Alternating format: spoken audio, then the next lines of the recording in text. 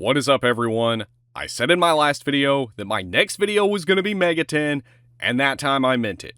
I didn't realize until recently how long it's really been since my last Mega 10 challenge, and I know that's what most of you come to this channel for, so let's get back into it with a game I'm sure you are all familiar with, good old SMT4.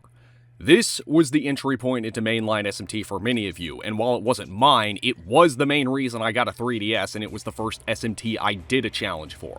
And now, we are going back to it one more time for a no-buff run on Master difficulty, where we will be taking the neutral ending and doing all the DLC bosses.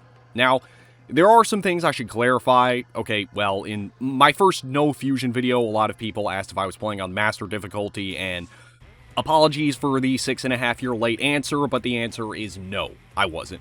I was playing on Prentice, which is the default difficulty setting. This is because in 4, Master difficulty is locked behind New Game Plus, and I wanted to play from a completely clean save file. And in SMT4, there is no way to do that in New Game Plus. Even if you choose the New Life option, which gets rid of your demons and sends you back to level 1, certain things will carry over anyway, like the skill slot unlocks and unlocked fusible demons. So, because there is no way to do a clean save file on Master, I'm just going to say screw it and play through on New Game Plus in a 100% completed save file that I downloaded from Reddit. And the challenge I'm going to be doing is a no buff run. I did this with Nocturne, I did it with Strange Journey, I think it's only fitting that I do it with SMT4. And that also means, next, I'm going to be doing it for Apocalypse. The rules are as follows. No status buffs or debuffs are allowed, but canceling debuffs or buffs applied by the enemy is allowed. Moves that are technically buffs but aren't status buffs like charge and doping are allowed, and if the enemy does something that applies a buff to the party, like using taunt, or if the AI applies a buff to the party, that's okay. Other than that, we have to be on Master difficulty at all times, with the only exception being when buying demons from the Compendium. But because the Compendium also carries over into New Game Plus, I can only buy demons from the Compendium after I've obtained them, and I am only allowed to use DLC demons after I've beaten them. All the others are fair game. I am also going to allow the use of the experience and money grinding DLCs, but only when they're absolutely necessary. So yeah, let's get into it. The game opens with the protagonist, Flynn, flying through the sky while a bunch of disembodied voices shout memes. Meeny, meeny, tekel, you farsin.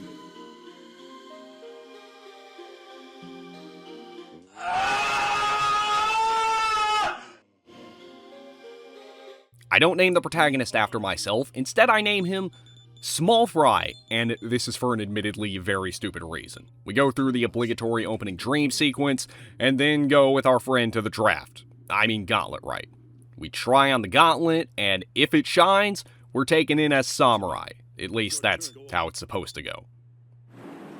Welcome, young man. Will the gauntlet choose you to be a samurai? Let us begin the rite. Present to me your left arm.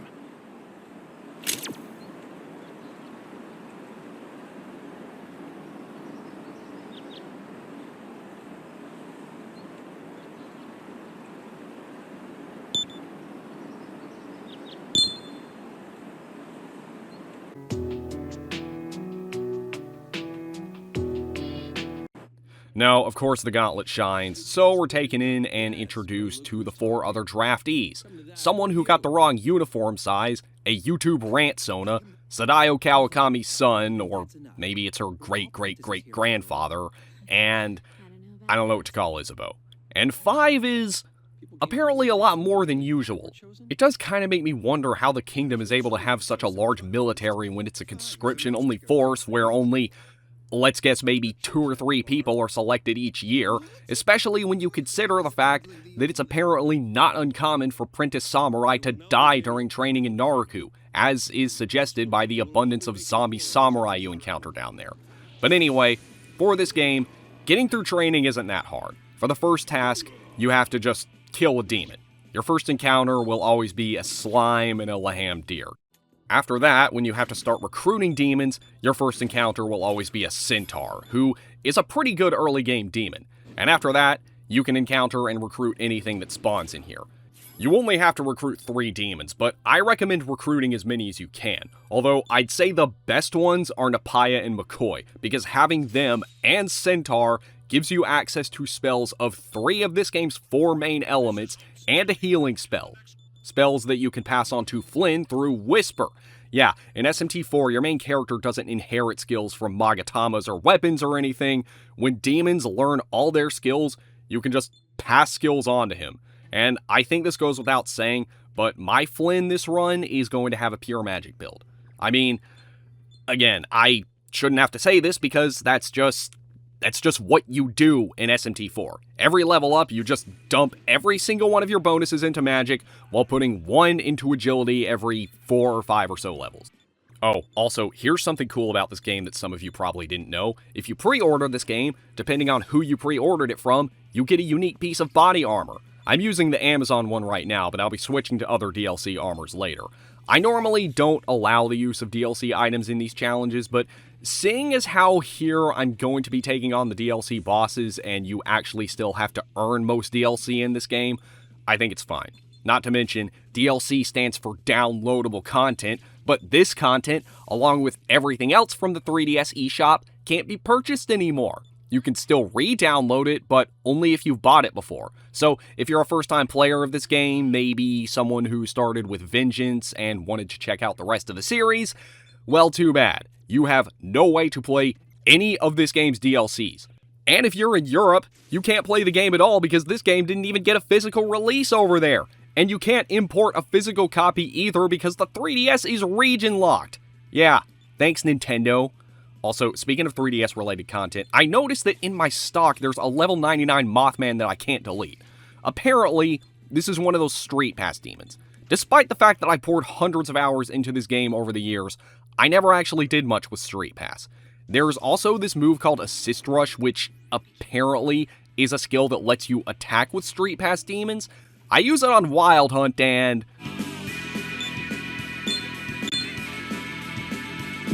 I summon you!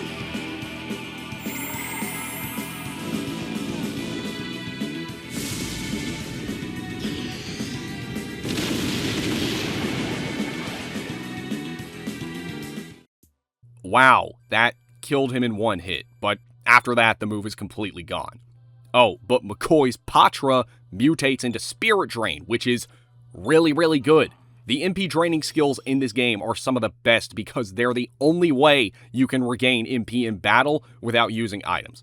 The first demon that can learn this skill is Saparna at level 17, but thanks to this blessing from Record Scratch himself, we got it during the tutorial.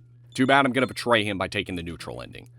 So, that's it for the main tutorial, but after that we have to complete the hardest quest in the game, meeting Jonathan and Walter on top of the roof.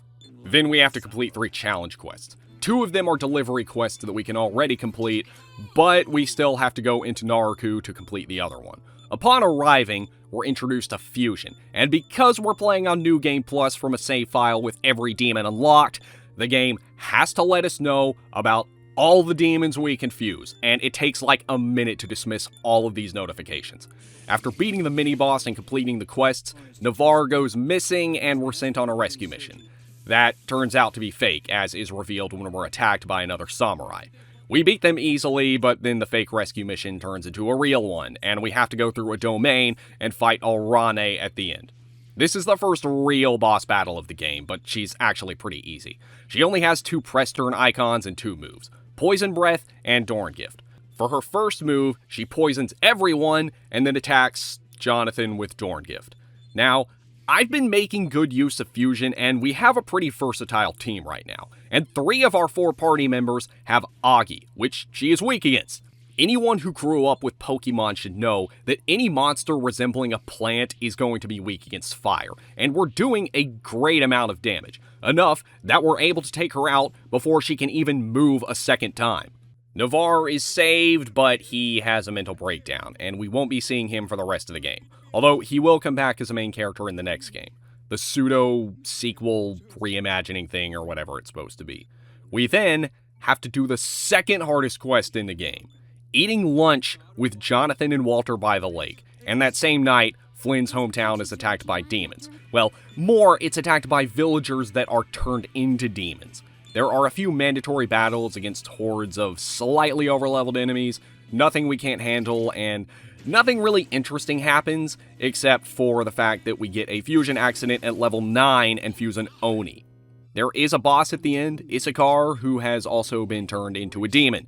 But unlike the other villagers that were completely transformed into demons, Issachar just gets pink eye and his skin turned black. Now, unlike the last boss, this one doesn't have an exploitable weakness, but all things considered, he's still pretty easy. The party is able to do a combined total of a little over 200 damage with each turn, which is enough to trigger his dialogue before his first turn. Yeah, something the 4 duology has that no other S&T game has is in-battle dialogue. Enemies will ask you questions, and you'll either gain advantages or disadvantages, depending on how you respond. Sometimes you or the enemy gains or loses turns or heals, but most of the time you or the enemy will gain a buff or debuff. Going in, I was a bit torn on how to handle this because you could say that this counts as manually applying a buff, but I more put this in the same category as the enemy using taunt on you to increase your attack while decreasing your defense or something, and yeah, for a lot of these early battles, you do have the option to just ignore them and keep fighting, but you don't have this option for the later ones, so I think it's okay to apply buffs using the in-battle dialogue in this run. It doesn't really matter here though, because choosing the correct option here just makes him lose a turn. In fact, this whole battle, he barely gets off one attack. He uses Critical Wave and it misses everyone except Pele, but then we finish him off after that. So the thing that was causing them to turn into demons was literature offered to them by a masked figure called the Black Samurai. But she gets away by charming the party with a horde of Lilim, and I'm just gonna say this, much like Pisaka, even though I like this demon and its design, it has been ruined for me thanks to a really bad piece of fan material. And I don't think these things knock out the cast by charming them. I think they knock them out by telepathically reading that fanfic to them. It was selfish and dangerous and dishonorable. Minato knew that. He was putting his life, his reputation, and his role in Seas at risk. Minato knew that too. Not only had he...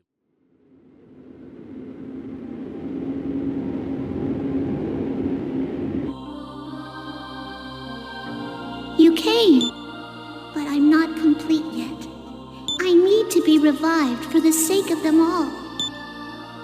Please, won't you revive me?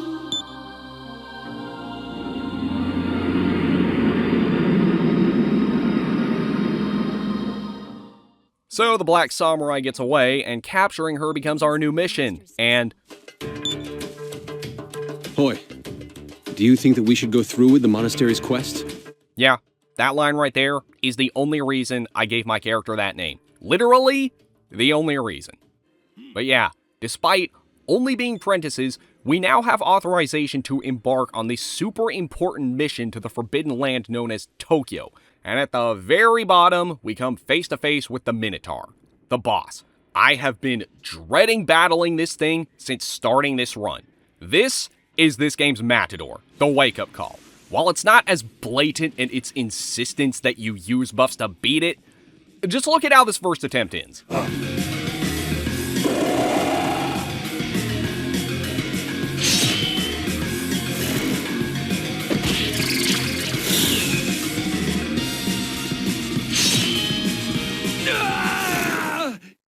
And that's about how it goes for the next several attempts. Without buffs, beating this thing with our current party is just out of the question. We're going to need to make some serious changes. First of all, we need more physical resistance, but there are only 2 demons available at this level that resist Fizz, one of which is Laham Dirg, who is level 1, so he's not really an option, leaving us with only Spriggan. There is also Katakurawa, who is level 9, but she's a food race demon, and those can't be fused except by fusing elements with other food race demons to rank them up and down, and we won't be seeing any of those until we get to Tokyo. So I grind a bit, fuse a good Spriggan, and backtrack to Mikado to turn in 10 life stones to get the Kogasaburo DLC body armor, since that resists physical attacks also, and with him, Naga, and Gremlin on my team, I challenge the Minotaur once again. Everyone on the team has Bufu and Spriggan has Medea, making him our main healer. And the strategy is simple. Have everyone spam Bufu, since that's his weakness, and everyone is doing around 60 to 70 damage, while Flynn is doing 130-ish. And because we're hitting his weakness, sometimes party members smirk, which gives their next attack a 50% boost. Although, when the demons smirk, I actually have them just attack instead to save MP, since smirking also pretty much ensures that the next attack will be a critical hit. But we actually don't want our party members to smirk on their first move. We want them to do it right before the enemy's turn, because smirking in SMT4 also pretty much makes the user untouchable by attacks. Yeah, smirking is kind of broken in this game. It was nerfed in Apocalypse though, and overall better in my opinion, but that is also why it's so bad when the enemy smirks. Not only do you have to worry about them doing more damage and getting a critical hit, you also can't hit them if they're smirking during your turn. You're better off just healing and buffing so that you can survive their next attack, the latter of which isn't an option for us. Now, the Minotaur has 4 attacks, 2 of which are buffs. His attacks are Oni Kagura, a high critical rate single target physical move with low accuracy, but because this is SMT, any negative effects moves might have don't apply to the bosses. Warcry, which lowers the party's attack and defense by 1, which is pretty bad, but we do have a few Dakuna Stones to counter them with. Charge, which more than doubles the power of his next attack, which is horrible, especially when combined with his strongest move, Labyrinth Strike. This is a mega damage move that hits 2 to 3 random targets. Keep in mind, we are still using weak damage moves, and this guy here already has a mega damage skill, an amount beyond anything the player will ever have access to for the entire game, and it is an easy 1 to 2 hit kill on any party member that doesn't resist physical, and it's a guaranteed 1 hit kill on anyone after it's been boosted by charge, but this won't happen until the end. So, in our successful attempt, things go great on the first turn. We're even able to trigger his first dialogue option, and answering it correctly, which we do, gives Flynn +1 attack. But after that, he gets a critical hit and smirks, and then kills Gremlin with a Labyrinth Strike. Thankfully, I do have a few backup demons. I bring out Linan Sheed, who is also a healer with Medea, but she is a magic-type demon, meaning she has low HP. On his second turn, the Minotaur takes out Naga and Jonathan, but even without him, we're still able to do a good amount of damage on our next turn, bringing us to his second dialogue, and answering correctly here decreases his hit and evasion rate. Then, he misses the Oni Kagura on Flynn, but takes out Linan Sheed with an attack. But then, Flynn attacks, gets a smirk, and finishes him off with a Bufu with his next move.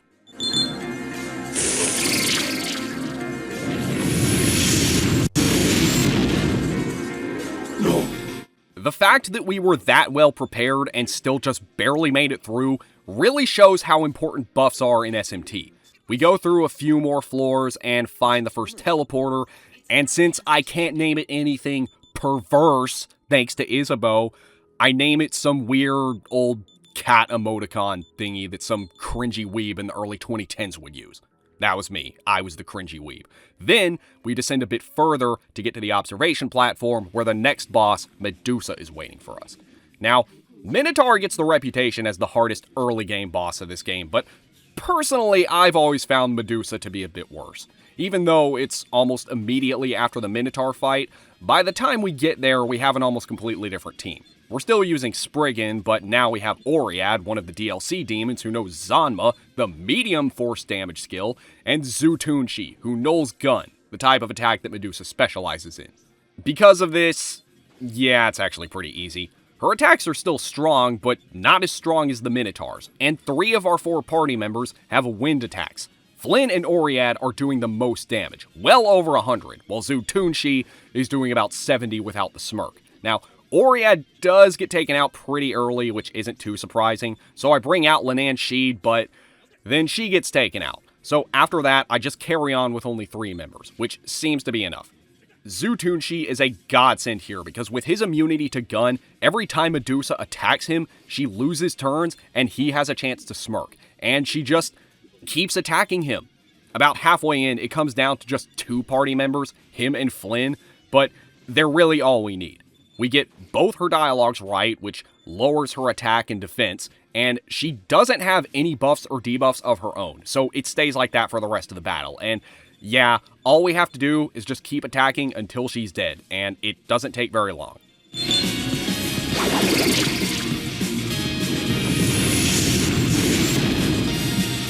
With her out of the way, we can walk into Tokyo, but we're not really sure what to do now, so at the advice of some guy at the bar, we decide to head to the Counter Demon Force base. But before we can go there, we have to kill some demon at the lake. This is Pele, and he's pretty easy. We have to fight a horde of Morios first, and they're super easy, and then we get to him. He's weak against fire, and everyone in the party has a fire move, and his attacks are nowhere near as strong as those of the last two bosses, and even though he does manage to take out Oriad, and we make a misclick toward the end, we still bring him down without any real trouble.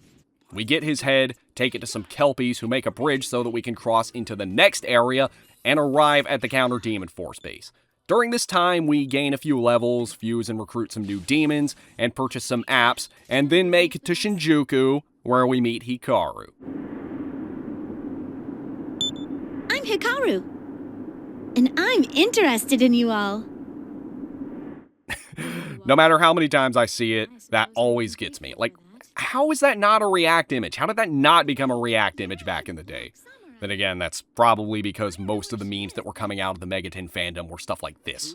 So we don't really know what there is to do here, so we may as well do some quests for the Ashura-kai. The first of which is corpse cleanup. So we run around Shinjuku for like an hour, killing corpses and almost every other enemy we see, gaining a whole bunch of levels in the process, and after that last one, we have to fight another major boss, Dolahan. And this is all because some hunter got pissed that we took his gerb, so pissed that he turned himself into a demon. Now, even though we have a much better party than we did before, the first few attempts do not go well at all. It's always, she kills Flynn with Mudun, then wipes out the rest of the party with Blight. There's also the fact that I kinda idiotically got rid of Flynn's electric move. So, I fuse a McCoy and quickly level him up to trigger his Whisper again and teach Flynn Zeo, but as he's leveling up to do that, his Dream Fist mutates into Concentrate. That is another really important skill that we're not supposed to get until much later. It increases the damage of your next magic attack by 150%, allowing you to deal more damage while also saving MP.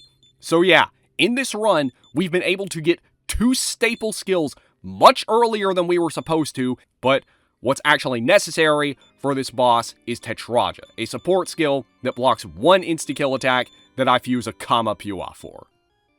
Is that how you say it?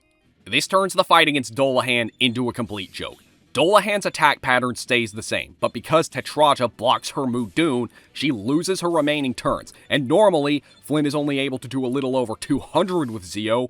After a Concentrate, he can do over 500, and thanks to that, it doesn't even take a full 2 turns to kill her.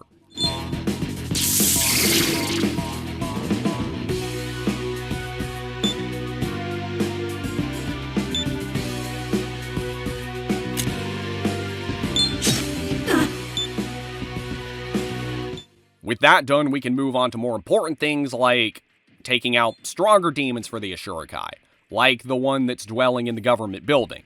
Not much happens on the way there besides by Susan learning Resist Fizz, which is actually a great skill to have on demons. But, the boss of this area is Kuebiko, who is one of the easiest bosses in the game. He is also a grass type, so he has an extremely exploitable weakness to fire, and barely any HP. In fact, in our attempt, Flynn's first attack misses him, costing us a full 2 turn icons, but in the next turn, even after having to waste more turns bringing back one of our demons that died the previous turn, Flynn manages to land a concentrated Agilao, dealing over 600 damage, killing him on the second turn.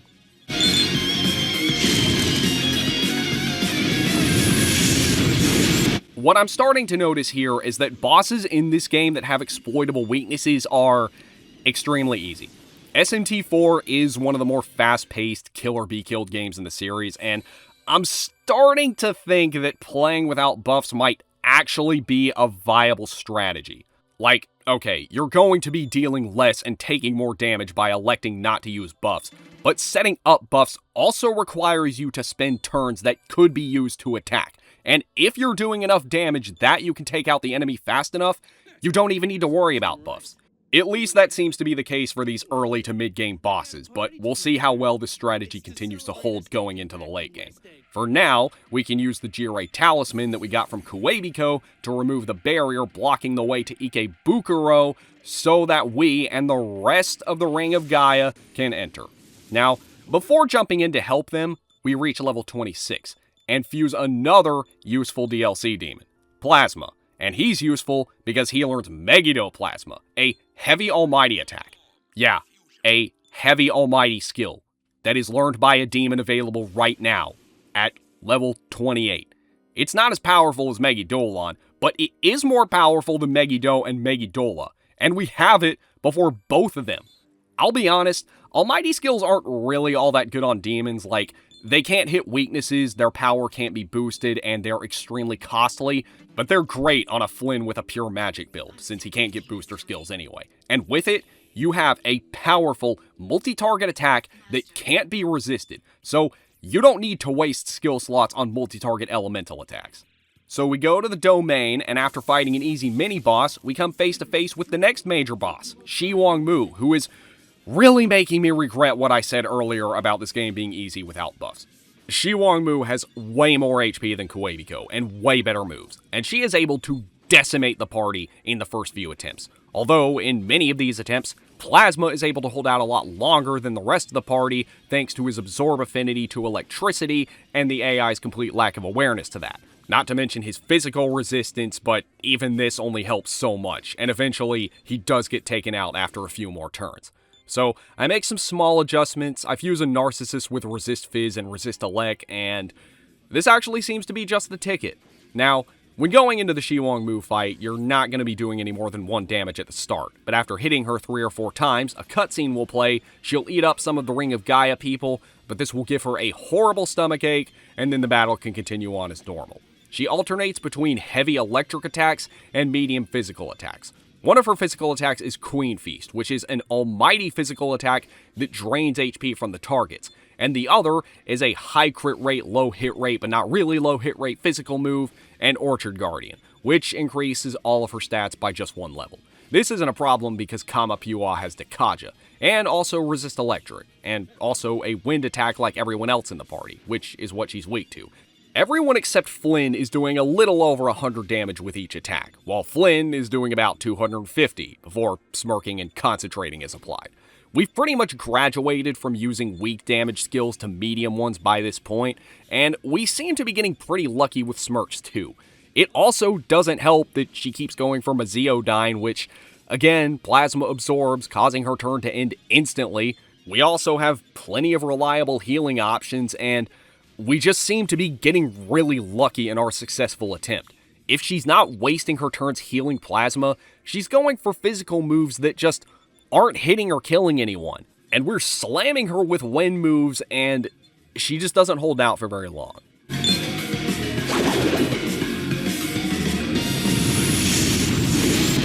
Alrighty then, not much left to do now except find and capture the Black Samurai, who is conveniently holed up in another demon domain nearby. We obliterate the Horde of Lilims, meaning no more Horde fanfics from a certain developer, and arrest the Black Samurai, who just surrenders, just like that. We gain a crap ton of experience, enough for Plasma to finally learn his signature move and pass it on to Flynn, and then we take her back to Mikado, where she is going to be lynched. Yeah, no deliberation, no trial, just straight to execution.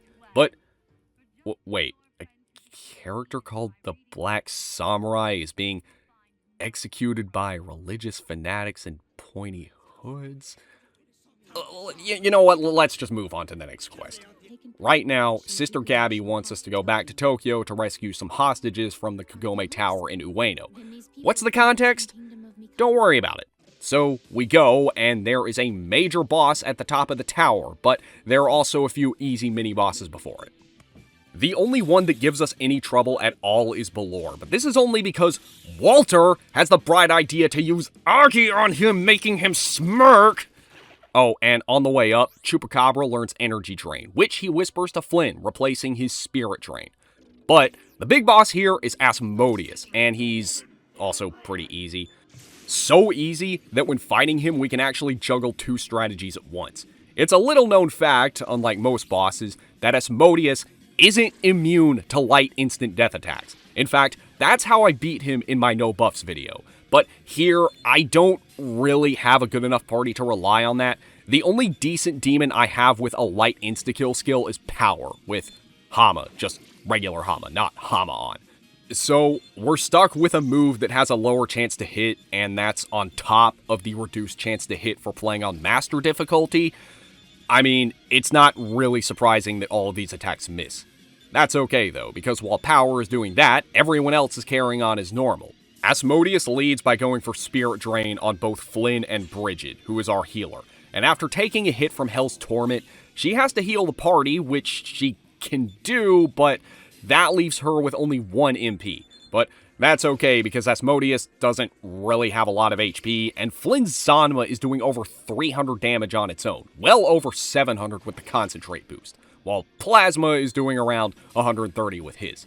Asmodeus is just kinda helpless here. Like, he only has weak attacks like Fire Breath, which Bridget absorbs, Madness Needle, Toxic Sting. Even Hell's Torment, his main move, only deals a fixed 2/3 of the target's current HP. And he just, like I said, he just doesn't have much HP of his own. He does manage to take out Plasma close to the end, but that doesn't stop us from destroying him.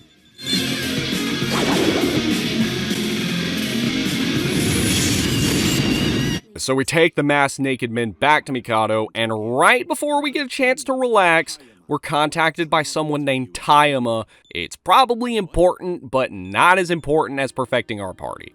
Now, I haven't really been talking much about apps throughout this run because, like I mentioned before, the apps that open up more skill slots for you and your demons always carry over into New Game Plus, even if you chose New Life. So I've mostly been spending my app points on the Scout Enhancement apps. These do things like increase the stats of demons you recruit, give them new skills, and let you recruit more than one at once. Sometimes ones that can't be recruited normally, and they've definitely been a big help. But ever since getting all of them, I've started investing in the fundraise apps, and upon reaching level 34, we have enough app points to get the last of these, Expert Fundraise. These apps let you go up to demons and ask them for money. They're not all that good on their own, but when demons are afflicted with Bind, you'll be able to get much more money, multiple times. It's especially helpful in this game because you rarely get money from random encounters. Most of your money is going to come from relic collecting, and while this doesn't make that obsolete, it is still a big help. In fact, this is about the part of the game where I start really obsessing over making my demons as powerful as possible to form a perfect party. I have to make sure they have all the skills they need, i.e. Spirit Drain or Energy Drain, something to counter their weaknesses and or low starting HP, and a good amount of elemental coverage, while also making sure the party has at least 1 strong healing spell, and in this case, 1 Bind Voice user and 1 demon with Dekunda and Dekaja. And I spend a lot of time in the Cathedral of Shadows just buying and fusing demons until I get what I want. Like, you guys don't understand. If these videos were nothing but raw footage, I guarantee you half of it would be spent in the Cathedral of Shadows. The party I bring consists of Bridget, still, and Black Frost and Frost Ace, 2 of my favorites. So, Taima reveals that his request isn't a request. He managed to kidnap one of our fellow samurai and is using him to blackmail us into doing his work. But, I think that can wait a bit longer. Let's open up the terminal in Roppongi. Now, almost all the terminals in Tokyo require you to fight a boss to be able to use them, and all of them are so easy, they're not even worth a mention. And this one is no exception. I'm only giving it a mention because of the legendary voice work for the Terminal Guardian here. Hey, dude! Couldn't you see this was a domain? Like a you'll be majorly boned if you get too close domain? I am like the guardian of the... Oh, wait a second. You're like that terminal troll from before. I don't remember you saying you'd be back. It's rude to show up without texting first and junk. Anyway, sorry, but like, you're just not my type. And like, I guess there's no nice way to say it, but I'm gonna kill you. So like, I guess my demons were too boring until now. And I'd be better off mixing it up or something. Ooh, like, how do these guys look? Don't they seem totally technical? Doesn't it seem like they're gonna mess with you before they wipe you out? As for the boss, it's just Kaiwan and 2 incubi. Concentrate, Megidoplasma, they die in 1 hit. So like, I hope you know it's not gonna go so crappy for me next time and stuff. Now, the Roppongi area itself is a little bit confusing to navigate, and by the time we make it to Kogasaburo, we're level 37. And we have a new demon, Lila, who is replacing Brigid as our healer. And Kogasaburo, yeah, he's pretty easy. I mean, he is a bit strong, having some powerful attacks like Javelin Rain, Zeodyne, Zondyne, and Fatal Sword, but everyone except Frost Ace resist physical attacks, and nobody is weak to any of his attacks, and everyone except Lila has an attack to hit his weakness with. Even Jonathan has an ice attack, although on his first move, Jonathan actually hits him with his Zanma, which he reflects, causing him to smirk. But then he wastes his smirking turn with Sukukaja, and then he kills Jonathan with a Zeodyne. Yeah, Jonathan deserved that.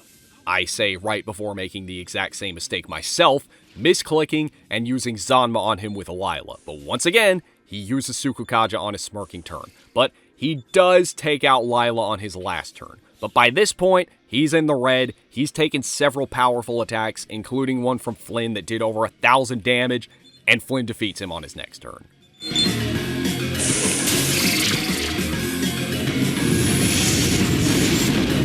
So we head to Taima's place to meet him after meeting his guard, who is voiced by Barney the Dinosaur.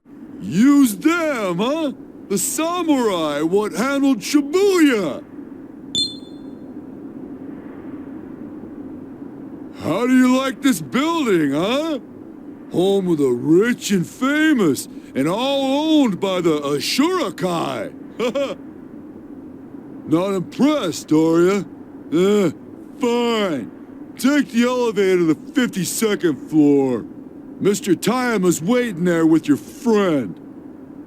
And then we meet Taima, leader of the Ashurakai, who thinks he can maintain order in Tokyo by coexisting with demons. And he isn't too happy about us busting into the Kokome Tower and beating up his guys. So he offers to let our friend go if we kill Yuriko, the leader of the Ring of Gaia. So we head to Ginza, where they're headquartered, and listen to how this guard responds to us saying we're here to kill Yuriko after beating the crap out of him. You may just be a young man, but Alright. But you won't be able to kill. Why don't you build some strength with us? The dude is straight up telling us how to prepare to kill his leader. He clearly was not happy about being assigned guard duty. So we get to Ginza, get to their HQ, and start the initiation rite. We have to go through these hallways where there are a few mandatory battles, all of which are pretty easy, but they're always pretty much guaranteed to get the first move, and will probably take out at least one of your demons. We really only need Flynn, though, and one demon to pass a turn.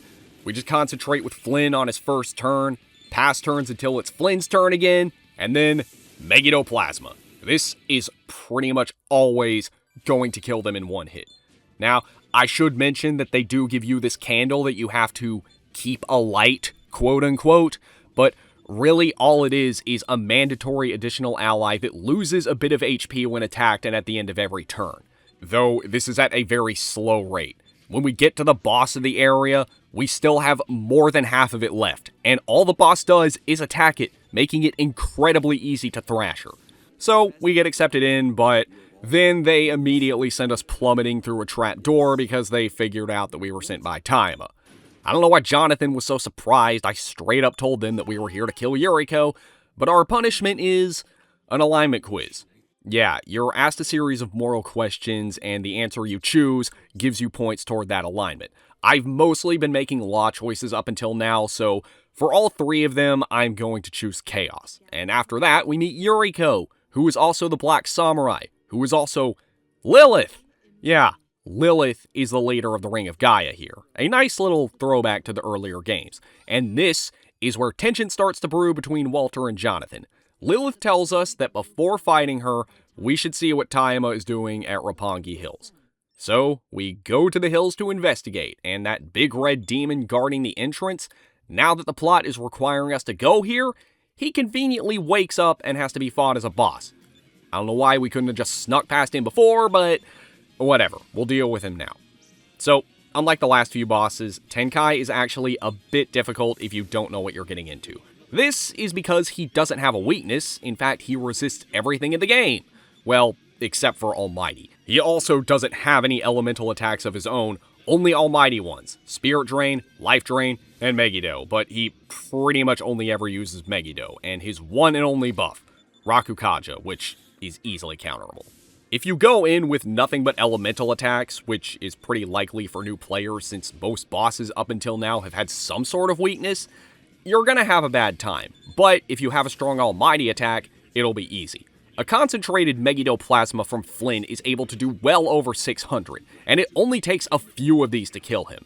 Now, there are 2 dialogue choices here, but these are alignment based. In fact, he checks your alignment, and if your alignment matches your answer, you'll get a bonus. I choose the neutral answer, and what do you know? It matches, which gives us a hit and evasion bonus. This also tells us that we're on the right track to the neutral ending. There is another one that does nothing but affect alignment, so I choose the Chaos option, and after that, he kills Lila, but then we take him out the following turn, or Isabeau takes him out. Take this!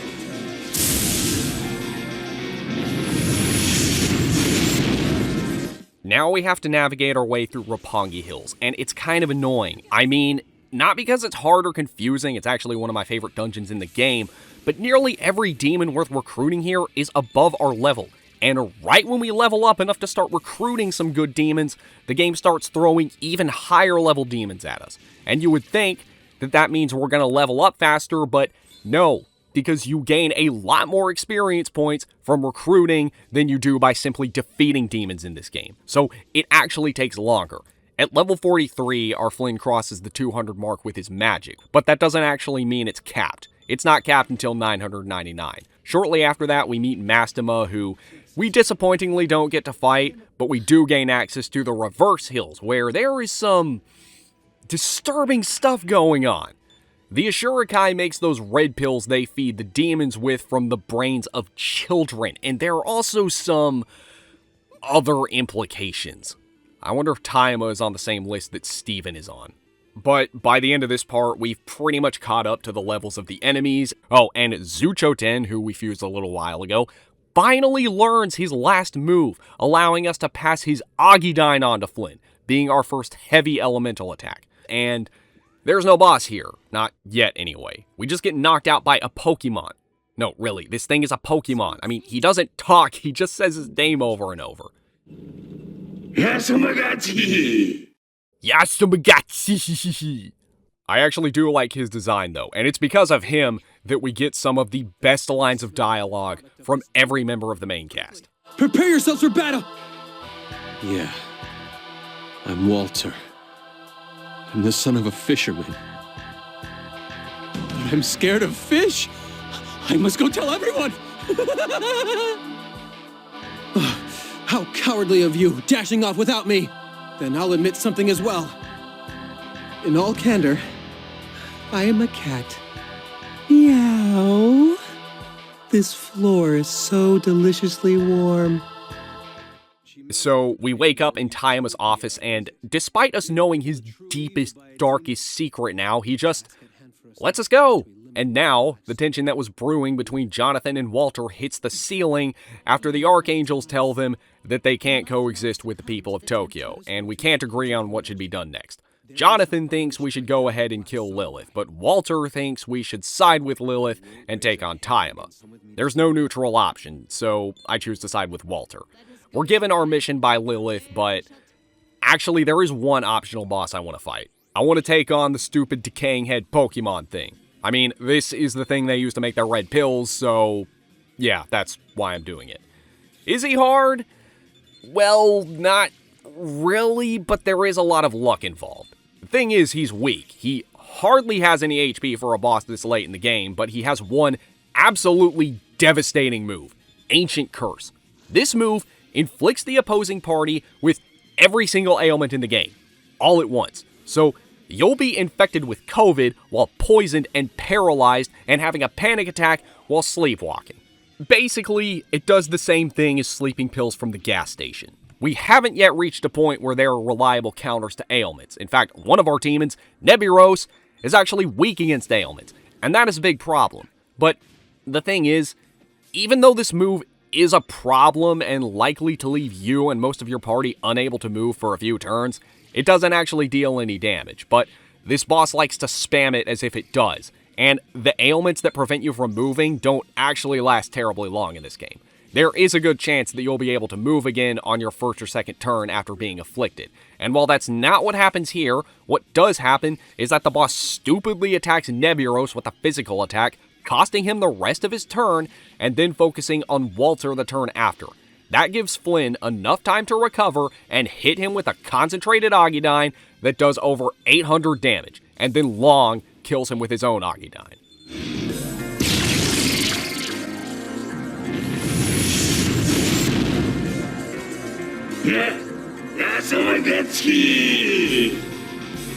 On the way back out, Flynn reaches level 49, and this is a very important level to reach because it means that we can fuse Alice, one of the series' most iconic demons and one of the best in the game. In playthroughs of this game, you will see people carrying her well into the late game, and there is one reason for this. She's innately immune to all ailments. Every demon has an invisible affinity to ailments, and Alice is one of 4 demons that is completely immune to them. And 2 of them are fiends, so she's basically one of 2 of them. She also just has some really good moves. Energy Drain, yeah, that's a staple. Die for Me, that's the best dark attack in the game. And then she later learns Debilitate, which, I mean, we can't use, but still makes her great for normal playthroughs, and she's gonna be good regardless. So I fuse her with a good moveset that'll keep her useful for a while. One that includes a Life Surge and Life Gain to counter her lackluster HP, since she's a Mage-type demon, Bufudyne and High Ice Pleroma for a bit of extra damage, Silent Prayer to undo buffs and debuffs at the same time, and Amarita, which Undyne learned a while ago. And by now, I also have the Demon Enhancer apps, all of them. These increase your demon's stats with every level up, to the point of doubling their stat growth when you have all of them, allowing them to have significantly higher stats than demons you'll be fusing later. Up until now, I haven't really been keeping my demons around for very long, but starting with Alice, that's changing. Now, it doesn't make it so that you don't have to fuse demons anymore, because while their stats will be higher, their moves will mostly stay the same unless you get really lucky with mutation, and their HP and MP won't increase, not above the normal rate. But while we're at it, let me fuse another demon that's almost as good for a very similar reason, Ouroboros. Ouroboros doesn't have ailment resistances built in, but she does learn Null Nerve and Null Mind, which, when combined, make the user immune to all ailments. With a party of them and Astaroth, one of this game's lesser-known new demons, we start taking on Taima's bosses, the first of which is the new and improved Koga Saburo, and he's painfully easy. He has very few new attacks, and his stats and HP are just barely higher than they were when we fought him 12 levels ago, and it only takes 2 turns to bring him down. It's so easy he even thanks us when we defeat him.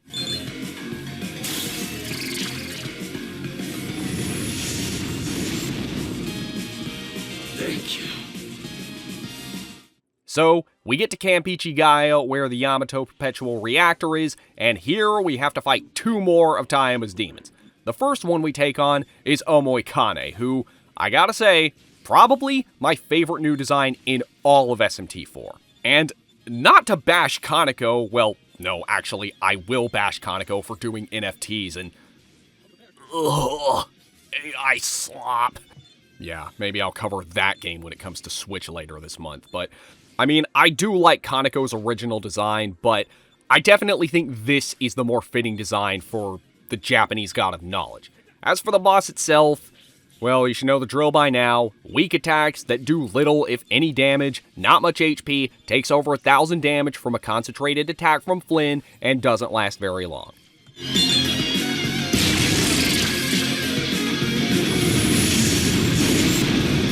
Next boss is Michizane, who... same deal as before, but, you know, it's just like, we're like OP and stuff, and he's weak, and... yeah. Look, I don't want to fight you. Can I just have some money?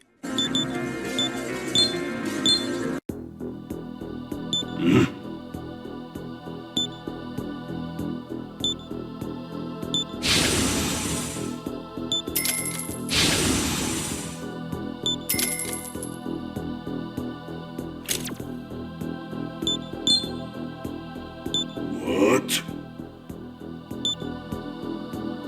Yeah, you can use fundraisers on bosses to ask them for money. It doesn't have much purpose, and most of the time you just get generic dialogue, but some bosses have unique dialogue, and when you use it on ones that do, it's pretty funny. Okay, let's just get this over with. You know, it's just weak to ice, take some attacks, oh, your attacks aren't doing anything, oh, take some more attacks, okay, yeah, goodbye.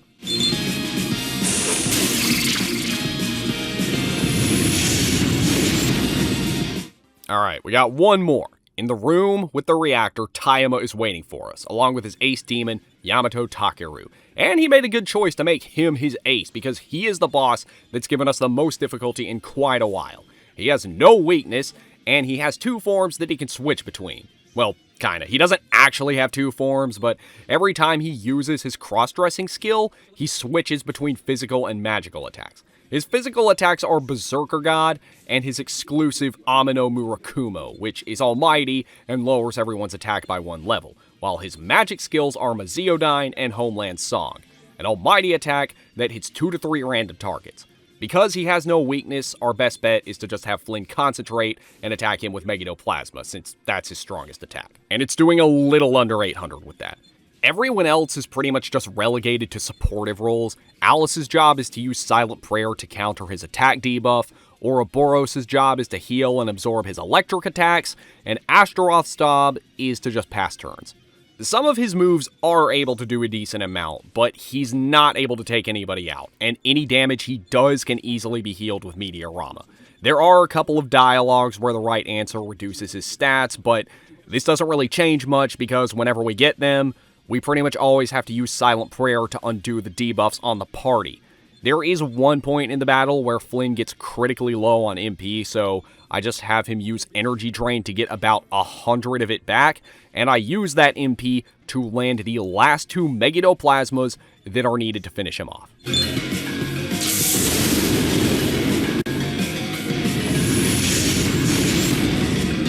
We get enough experience to level up Ouroboros, and oh man, she wants to learn Trisagon, but she wants to get rid of No Mind for it. Oh man, that is a tough choice.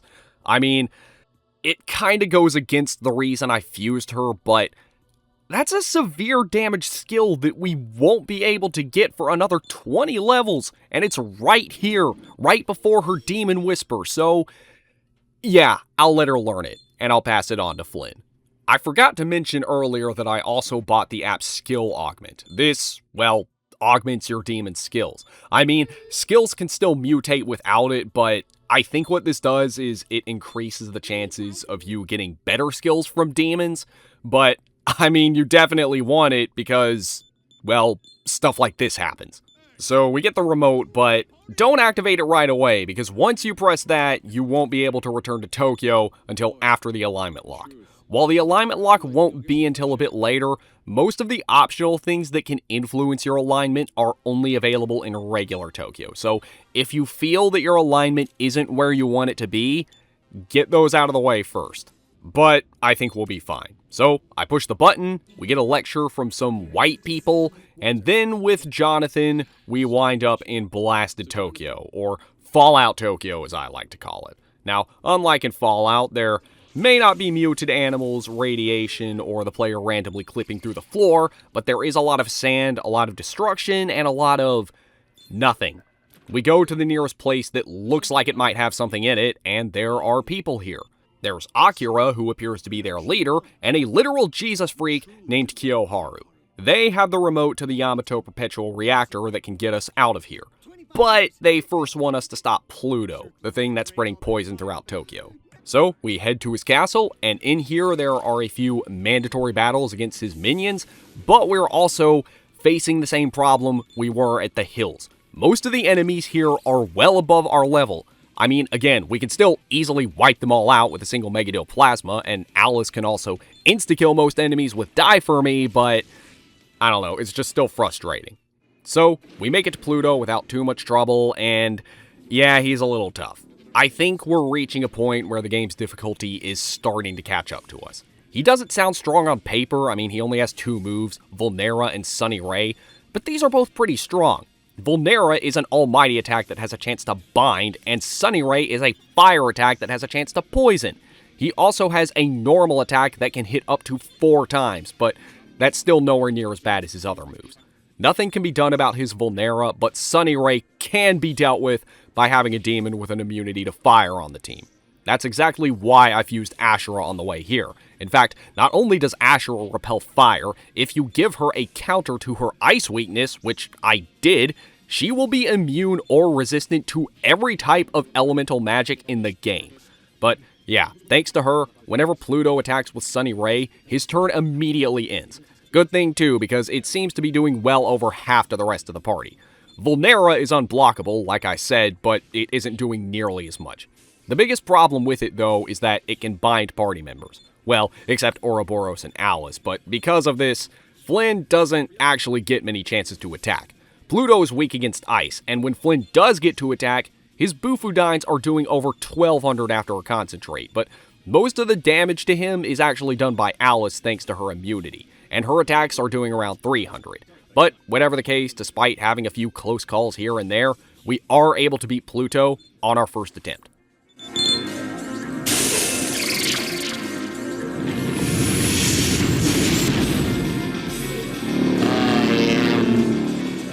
To the Lord, destroy me, is blasphemy, joy,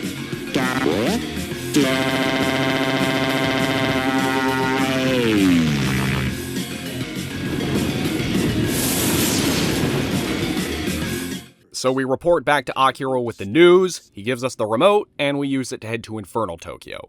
If Blasted Tokyo looked like a world from Fallout, Infernal Tokyo looks like an anime convention.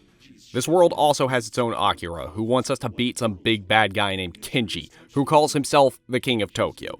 Infernal Tokyo actually has a very similar layout to regular Tokyo, but most of it is cut off, and there are a lot more of those poison lakes.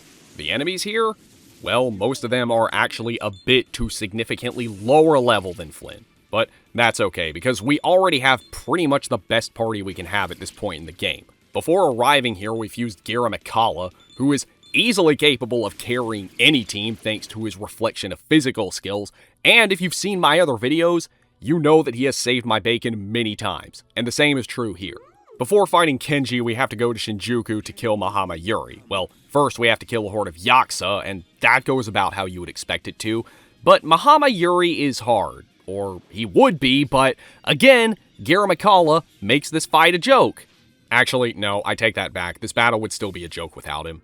So, he's got buffs that he wastes several turns setting up, and, we can counter them all in just one, and when he does attack, it usually doesn't do anything because of what he uses and who he targets.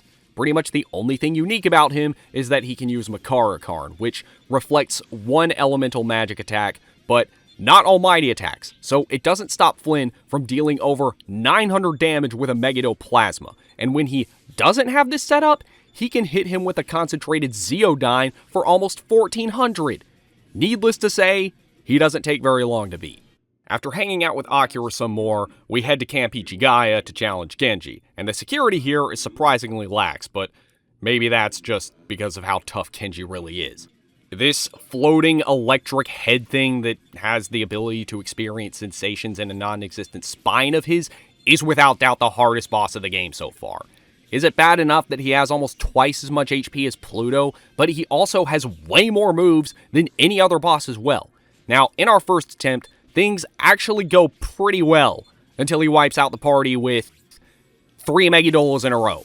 Yeah, another issue that comes up when playing without buffs is that turns where enemies would normally counter buffs to the party or debuffs to them, they can just attack instead, and some of them are even programmed to spam their best attack if there aren't any buffs active.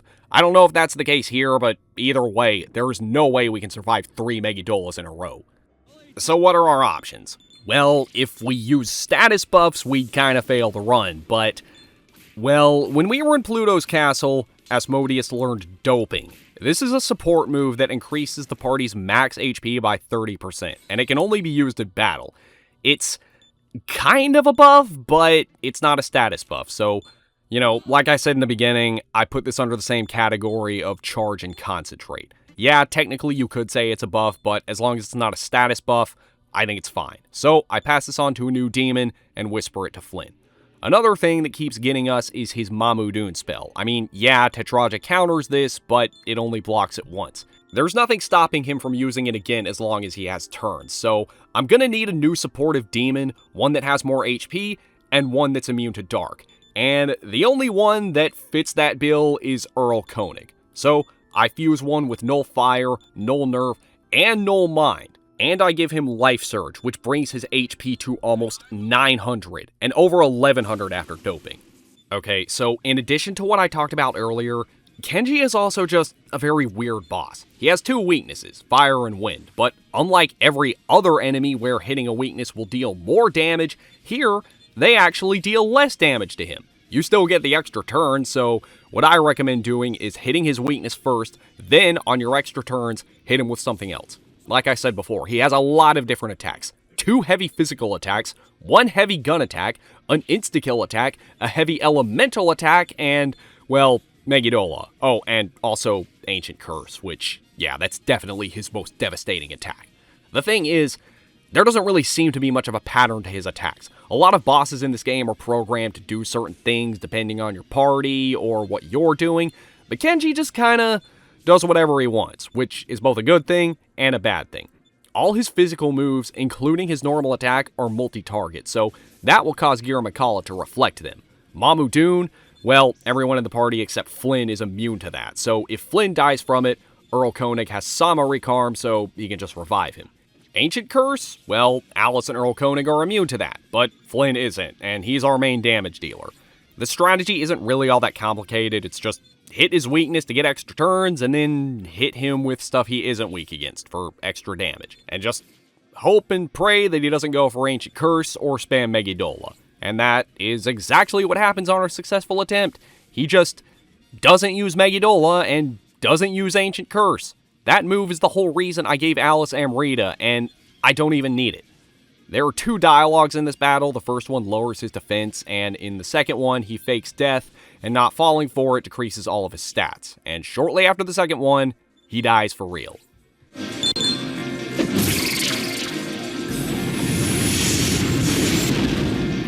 Flynn reaches level 65, and we don't immediately push the button because right after this is the alignment lock, though. Like I said, I don't really think there's anything we can do to alter our alignment at this point, but we are about to find out if we can get the neutral ending. We push the button, go to the White Realm, and they ask us what we want to do, and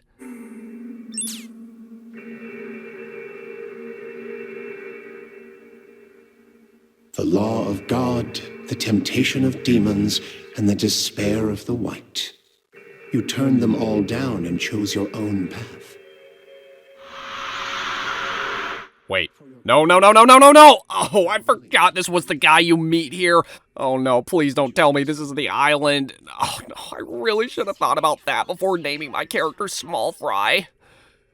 So yeah, for better or for worse, we got the neutral ending. Joking aside, I really do not like this ending, but it's what Atlus considers the true ending, and it's the one with the most content, and it's the only one I haven't done a video on yet, so it's the one we're gonna be going with.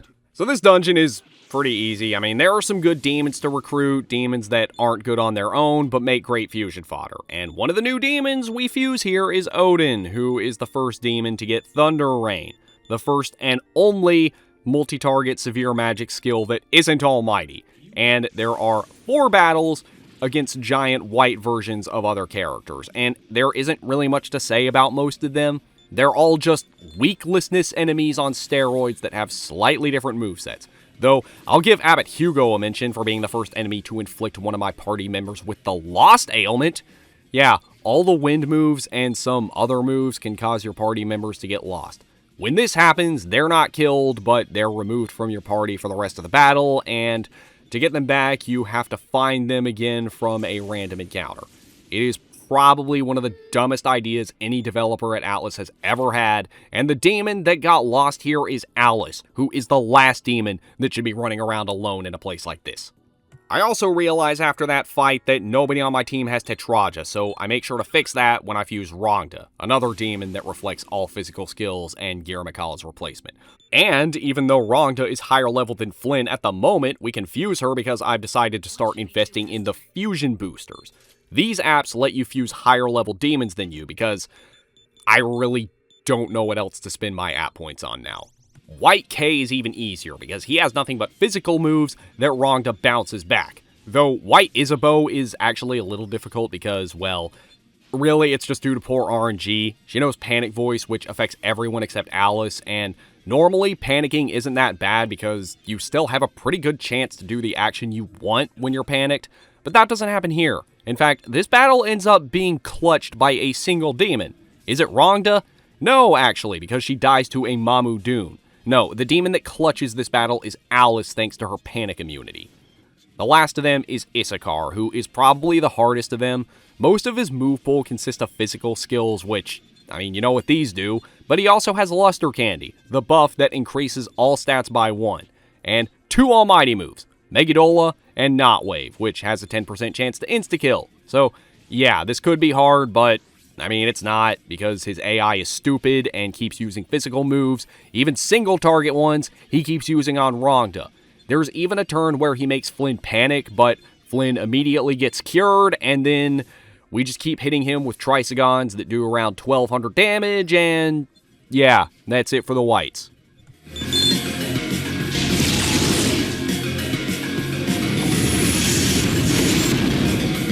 And that is it for the Monochrome Forest. We wake up in Kasumigaseki with Isabeau, the angels are preparing to destroy Tokyo, and the demons want to flood Mikado with demons and cause chaos. Neither of those things are very good, so, actually, I know what we should do. Let's attempt the first of the DLC side quests. Yeah, we're at about the recommended level, so we just accept the Clipped Wings 1 quest, and we're taken back to a past version of the Eastern Kingdom of Mikado, and a covered-up figure wants us to kill the Archangels. Sure, why not? The first one that he wants us to fight is Uriel. Now, despite this thing's name literally meaning Flame of God, he even says it in his dialogue, he actually specializes in electric moves and is weak against wind. Now, one thing about the Archangels, they all have a heavy magic move of their respective element that has a piercing effect, so it will ignore all resistances except Reflect. That's not a problem for us because Odin reflects electricity, and his other move, Kanuki Throw, is a weak physical attack that hits 1 to 15 times at random targets. So, it has the potential to do a lot, but it's not very good against a party of 4, but it will be relevant again later. He really just isn't that much of a threat. Flynn doesn't have Deadly Wind, the severe wind skill yet, but his Zondyne is still able to do a lot, over 1,400 after a concentrate. And Rongda also has Zondyne, and that does a little over 200.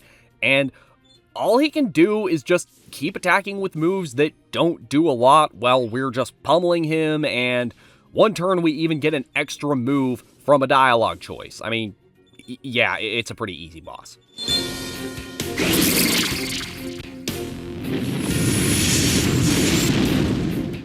The same cannot be said of the next one, Raphael. He is the one that specializes in wind, and we don't have any demons that reflect wind. But that's not even the reason he's hard. He's hard because of his skill Serpent of Sheol.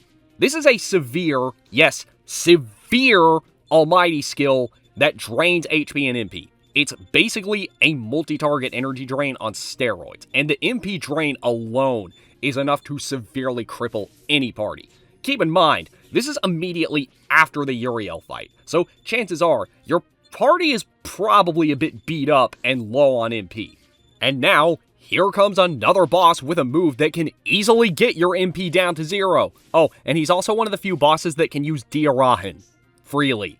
There aren't any special conditions that have to be met in order for him to use it, so yeah, we're gonna need a better party. But even after messing around with fusion for a while, trying to create a party that will work, fusing demons meant to counter his attacks like Quetzalcoatl and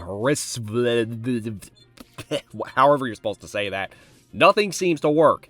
He either wipes out the party with a tornado of God, or we get a good ways in, and then he just heals himself. And it's not like the Mara fight from Nocturne where we could just keep stalling until he ran out of MP. Bosses in SMT4 have unlimited MP, so I think really the only option here is to just leave and come back when we're higher level and can deal more damage, and beat him before he's able to heal himself back to full health. So we get back to the main quest, and as it turns out, Flynn is the super special awesome chosen one who can awaken Masakado and can remove the firmament above Tokyo. I mean, sure, I guess that's the solution to our problem then. So we go to Masakado, but before he could do anything, we need to fill the Chalice of Hope. And how do we make everyone hopeful? We win the Hunters Tournament. This part of the game is extremely tedious. Basically, you just have to do a whole bunch of side quests. If you're doing the neutral ending, it's generally advised that you don't do side quests up until this point because they can affect your alignment. Doing all these side quests is extremely tedious, especially because some of the ones that are required to get to the top of the ranks aren't even from the Hunters Association. My favorite of these quests, though, are the arena tournaments. You can go to these stadiums and you have to fight 4 different hunters in a row, and you have to do this twice. This was meant to be done much earlier, so there's no challenge at this point, but I just find it funny because this is one of the ones that supposedly has the biggest impact on your rank within the Hunters Association. Like, at the end, the announcer goes out of his way to tell you that it's going to boost your rank, but after every battle, you can either kill or spare your opponent for chaos or law points respectively. It doesn't matter now because we've already locked ourselves into the neutral ending, but I'm just killing them all because, like, once we reach the top, everyone in Tokyo starts idolizing and gushing over the player, regardless of your past actions, and it's just funny to me that they'd be fawning over a guy who murdered 8 people for entertainment. Now, while doing these quests, we have been slowly gaining levels and teaching Flynn some new moves, including Thunder Rain and Deadly Wind, both severe damaging moves, meaning he now has all the severe elemental attacks. He doesn't have one for ice because there isn't one for that. And eventually, we're able to fuse Mastema, who, with the skills I give him, is invincible. Invincible.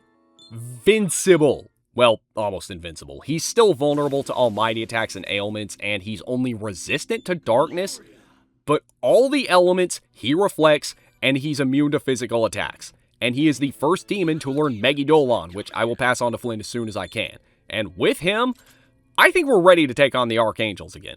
Uriel is pretty much a joke now. We get to Raphael, and in addition to Mastema being an invincible party member on the team, we now have a new and improved Quetzalcoatl, who is our main Fizz Reflector and healer. And we also are still using Alice because, I mean, she's just that good, until she gets lost by Tornado of God. But okay, Raphael is weak to fire, which the party has good coverage for. In fact, I gave Flynn the accessory that boosts his fire attack, since he can't learn the Pleroma skills. And after a concentrate, he's able to do well over 2,000 damage to him.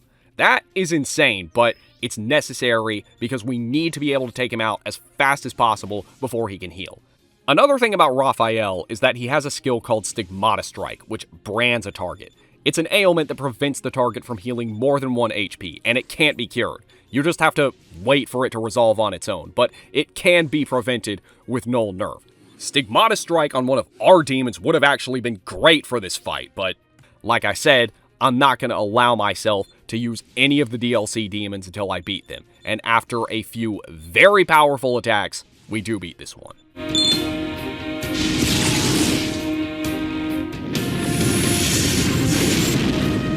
So that's 2 of the 4 Archangels taken care of, but we're not quite at a high enough level to take on the next ones, so we do the remaining side quests and reach the top of the Hunter's rank. And people immediately start flocking to us to gush about how much hope we're giving them, through what is probably the unintentionally cheesiest dialogue I have ever heard in a video game. Don't worry, I won't subject you to more than what is necessary, but now that we've filled the Chalice of Hope, Masakato can remove the firmament.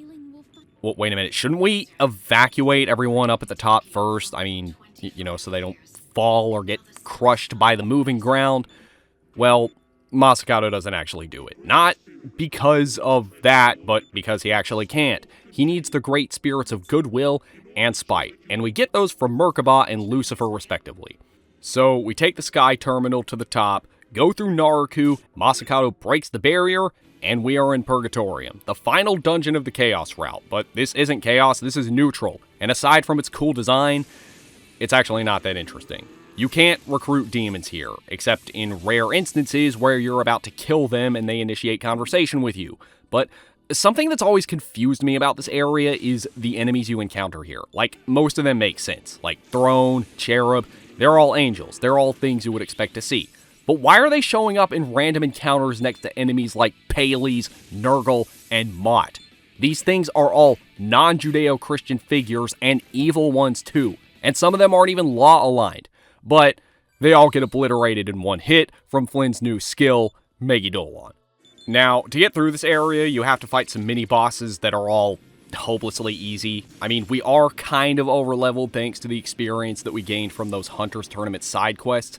There's even a terminal here where the boss is Mara, though this area becomes inaccessible after the boss is defeated, which almost makes it feel like these final dungeon terminals were added just to make it impossible to complete the terminal quest on anything other than the neutral route. The only boss here besides the final one that I think is worth a mention is Seraph, because he has a gimmick where he'll put up a colored shield that will reflect all attacks except for the element of the matching color. For example, if he puts up a red shield, you need to hit him with fire, or wind for green. You get the idea. But once you break the shield, he's vulnerable to everything. Other than that, it's really easy, and we're able to beat him just as easily as the other bosses. After navigating a somewhat confusing teleporter section, we make it to Merkoba. Now, despite the game saying that he's level 99, he's really more of a mid-80s-ish level boss, and shouldn't be a problem at all at our level of 82. I mean, you guys know how I feel about keeping things interesting in these videos. I mean, that's what I want to do, and if a battle isn't interesting, I'll just skip over it. But I can't really do that here because this is one of the biggest boss battles in the game, but there's just really nothing interesting about him. Like, I don't know if that's because I'm overprepared. Like, I got Mastim on the team who reflects or blocks nearly everything in the game. Any non-almighty attacks Merkoba throws at the party just get reflected back at him. We have Quetzalcoatl who reflects physical attacks, and then we have Metatron who resists everything, knows salvation, which fully heals the entire party and cures all ailments, and drains physical and is immune to ailments thanks to the skills I gave him. Flynn is able to do around 1500 with a concentrated Trisagon, while everyone else is doing around like 200 to 300 damage with whatever attack, but Flynn is really all we need. Now, Merkoba has no weakness, no resistance, and a few, I guess, powerful moves, but the only one that doesn't get eaten up by the party is Chariot, which is almighty and lowers everyone's hit and evasion rate. He also has Luster Candy, but this and the debuff from Chariot can easily be countered with Silent Prayer, and I mean, yeah. But oh wait, he has a second form, but it's actually statistically identical to his first one. Same affinities, same stats, same everything except for 2 new moves, Hexagram and Shall Not Resist. Shall Not Resist deals mega damage to random targets twice and lowers their defense, while Hexagram is an insta-kill almighty attack. It's really the only one worth worrying about, but he rarely ever goes for it. And it's not like getting hit with it means game over. I mean, even if he uses it on Flynn, you can continue battling even if your protagonist dies in this game, so we'll just revive him with Samari Karm. Now, I do screw up the dialogue in his second phase, which makes the party sick, but Metatron just cures it next turn, and yeah, we just keep attacking and curing and removing debuffs until we beat him.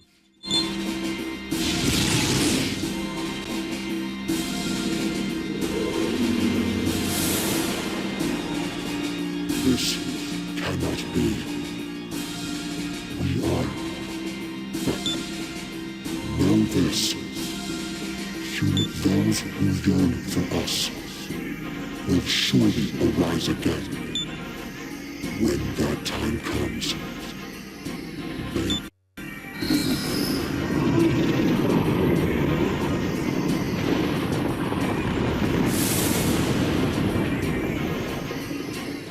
We can now go into Mikado, and Isabeau is single-handedly going to convince the entire kingdom to just migrate down to Tokyo. Isn't she like a deserter to the kingdom or something? But, I think this might actually be a good time to attempt the remaining two Archangel bosses, Gabriel and Michael. So we accept Clipped Wings 2, and we meet Mr. Hooded Man again, and fight Gabriel.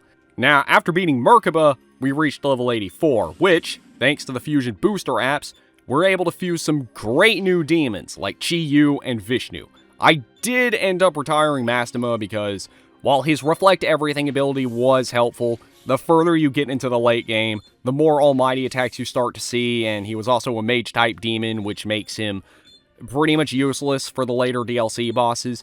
Chi-Yu and Vishnu are balanced demons, though, and they have Life Surge, which brings everyone to about the same amount of HP. And Chi-Yu has Repel Fire to counter his weakness, and to allow him to reflect both Gabriel and Michael's piercing attacks.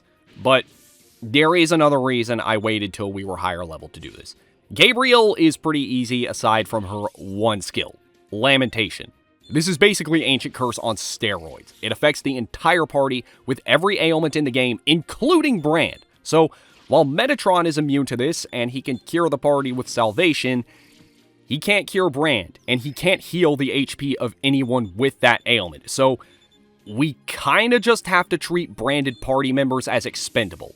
If they're branded and low on HP, we can't waste any time trying to save them. It's better to just squeeze as much use out of them as we can before they die. But if they do survive long enough to get over their branding and be cured, great. But surprisingly, we're able to avoid it coming to that. She's weak against electricity, and Flynn's Thunder Rains are doing a little under 1,000 without Concentrate, but well over 2,000 with it. We have the electric boosting accessory, and everyone else with the move does around 250. Going in, I was expecting a lot worse, but I actually think we did over-prepare a little. Like, I've seen Let's Plays of people playing on Master difficulty, but turning down the difficulty just for this one fight for this reason. But even though Lamentation is annoying, she can't do much else. Like, she spends most of her turns attacking with Hailstorm of God, which gets reflected every time, and Luster Candy, which just gets silently prayed away the next turn. There's a dialogue choice that makes her lose a turn, and supposedly after this, she'll start using Concentrate and Megidolon, but she doesn't. This actually isn't our first attempt, and this is how she got us on all our others, but here she just uses Luster Candy twice, and then goes back to using useless moves, and this continues for a few more turns. She does manage to take Flynn out with a Hailstorm of God, but the next turn, Chi-Yu brings him back, and then he kills her with a Thunder Rain.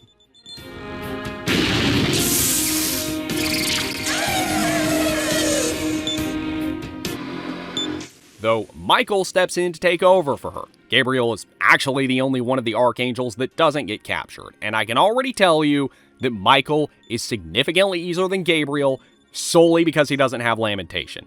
In fact, his only move that is mildly concerning is Fallen Grace, which always deals exactly 666 damage to one target.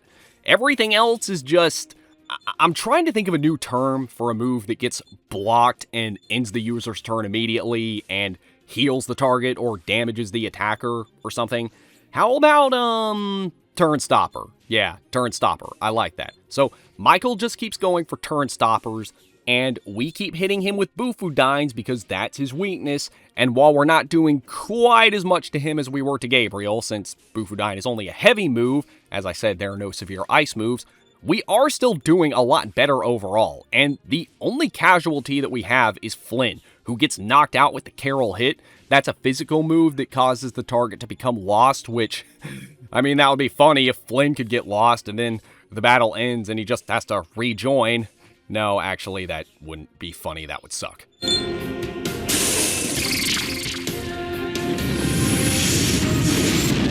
So we find out that that cloaked figure was Mastema, and that was how he imprisoned the Archangels there. But back to the main quest. Now we have to go to Camp Ichigayo, where the portal to Lucifer's palace is. and this dungeon is made up of 2 parts. First is the Hall of Eternity, where you just have to... I don't know what you're actually supposed to do here. These are doors that just send you to different doors in different rooms that look identical but have different chests. I just enter random doors until I make it to the first of 2 bosses, Lucifer. And I don't really think there's much to say at this point. Not for him anyway. I mean, it's just a few turns of attacking and healing, and you get the idea.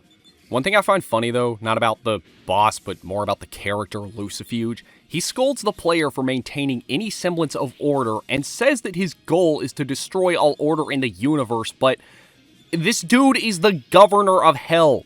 And, I mean, like, Lucifer has generals, and in the Chaos ending, he tells you to rise up to rule. It just seems very ironic and hypocritical to me, but maybe that's the whole point. Maybe it just goes to show that Lucifer and his side isn't really about freedom and chaos, it's just about overthrowing God, but it also probably depends on the game.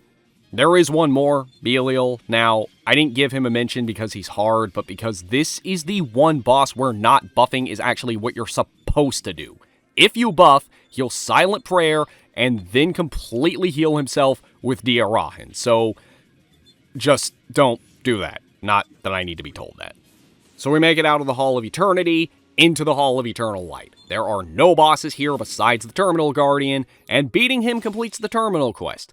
There are some very powerful demons here, and unlike the ones in Purgatorium, these ones can be recruited. And I definitely will be recruiting as many as I can, because we're going to need some good fodder for the fusion that we're going to be doing coming up. In fact, on the way to Lucifer, we reach level 85, which earns us enough points to buy the app Fusion Booster 4, and with that, we can fuse demons up to level 94, and one of those demons is Seraph. Seraph isn't really that good on his own, but he is the only demon that learns Great Logos, the second strongest almighty attack in the game, seconded only to Anti-Tecton, but that has an all-stat debuffing effect, so it's banned. We actually could have learned that earlier, so in normal playthroughs, Great Logos is kind of useless, but I mean, it's perfect here.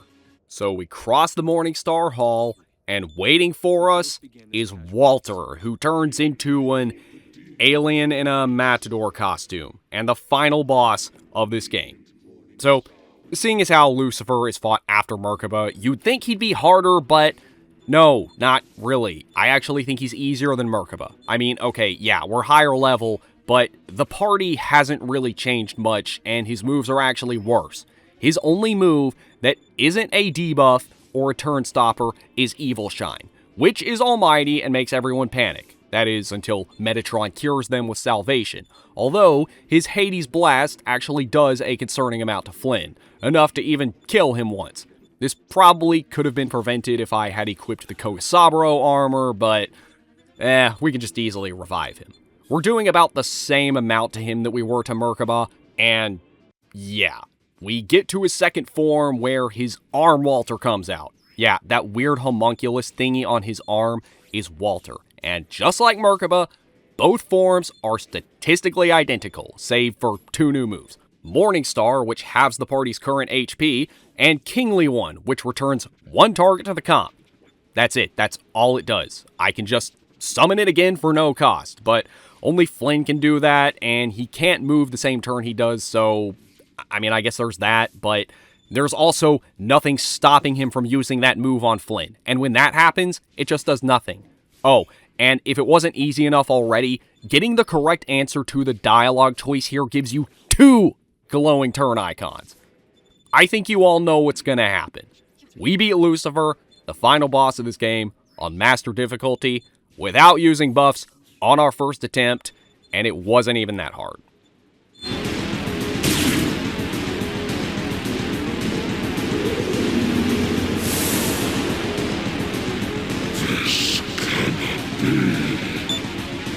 The sons of men.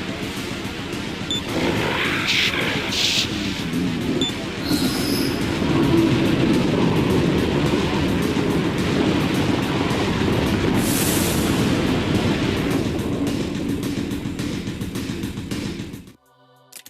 So yeah, now we could technically say that we beat the game without buffs, but we still have 3 DLC bosses left, and one of them I consider to be the true final boss of this game. And really, would you want me to end the video on an anticlimactic battle like that? Well, right here in front of us is the Yamato reactor, and we can actually use it to go back to the other Tokyos. Yeah, I bet some of you didn't even know this was possible since it can only be done in the neutral path after beating the game. And in law, you can't do it at all. There's not much going on in Blasted Tokyo, but in Infernal Tokyo, there are some towns that were previously blocked off, but not anymore. And from their shops, you can buy some very helpful accessories, though we're only here to buy the one that greatly increases fire damage. And after a few other small preparations, we accept and attempt the first endgame DLC boss, the Ancient of Days. As soon as we accept the quest, we're taken back to Blasted Tokyo. Akira is here, and he and the other survivors have moved to Pluto's castle to take shelter. But oh no, the Ancient of Days is here to finish what Pluto couldn't. This thing is one of the avatars of God himself. So, the battle starts, I dope up as usual, then his turn comes, and we just get obliterated.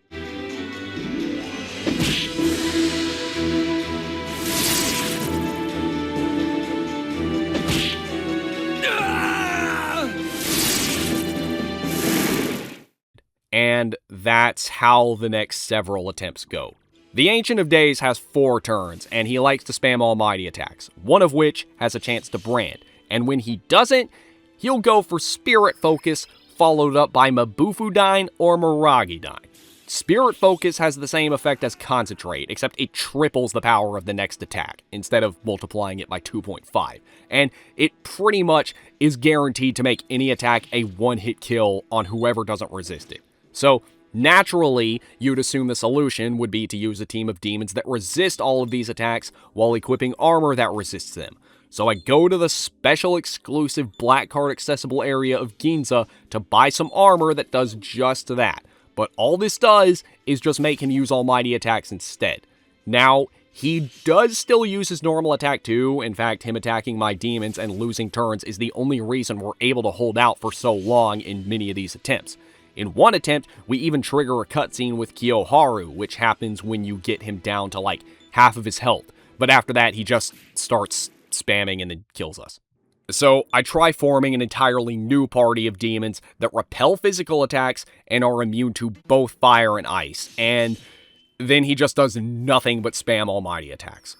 So what I've gathered from my many failed attempts is that if your entire party resists fire and ice, he will use almighty attacks instead of elemental ones. And if enough of your party is immune to fizz, he will do nothing but spam almighty attacks. So there doesn't really seem to be any easy way to get through this, except for one method, but before resorting to that, there is one other strategy that I'm willing to try. I grind up to level 95, go back to Infernal Tokyo to get the High Force Pleroma accessory, and build a new team consisting of Red Rider, Shiva, and Michael. All high-level, strength-based demons, all immune to fire and ice skills, all of whom have Life Surge and Life Gain, Null Nerve, because this counters poison and brand, and all the other skills that the party needs. But most importantly, Michael has Stigmata Strike, and this is the most important skill of all. It brands the enemy, and the Ancient of Days is not immune to branding. Now, you've probably been wondering why I haven't been exploiting this thing's weaknesses, and that's because when his weaknesses are exploited, he's programmed to fully heal himself with Diarahan the next turn. But he can't do that if he's branded. But he'll still try, and that will make him waste a turn. So what I do is, I have Michael brand him with Stigmata Strike, then exploit his weakness with Flynn for extra damage and extra turns, and it works. Kinda. There are a few problems here. Something that's been a growing problem throughout this run, but hasn't really been bad enough to talk about up until now. We are missing attacks. Like, a lot. To the point where sometimes it's better to just have one of my demons pass a turn, even when it will just waste an icon and do nothing, instead of trying to attack for a bit of extra damage. Another thing, after doping, the demons have almost 2,000 HP, but Flynn is still stuck at around 1,100, so he kinda dies a lot. So many turns are spent bringing him back, but because of how vulnerable he is, we can't have him concentrate before every attack. When he is able to concentrate, that's great, and he's able to do over 3,000 with a deadly wind, but most of the time, he can only attack and do a little under 1,500. Sometimes a party member smirks, sometimes the boss wastes a turn by using a normal attack, sometimes I have to use something to restore MP, but really, most of the battle is just a repeating cycle of him trying to heal, then spamming 3 almighty attacks in a row, us reviving Flynn, Red Rider healing, Flynn attacking, and then reapplying Brand to him. Though, one turn we actually end up choking, Red Rider can't heal the party because he doesn't have enough MP, and he and Michael both die, with Flynn being saved by the smirk, and the attack just miraculously missing Shiva, though at this point he's in the red, and then Flynn finishes him off with a deadly wind.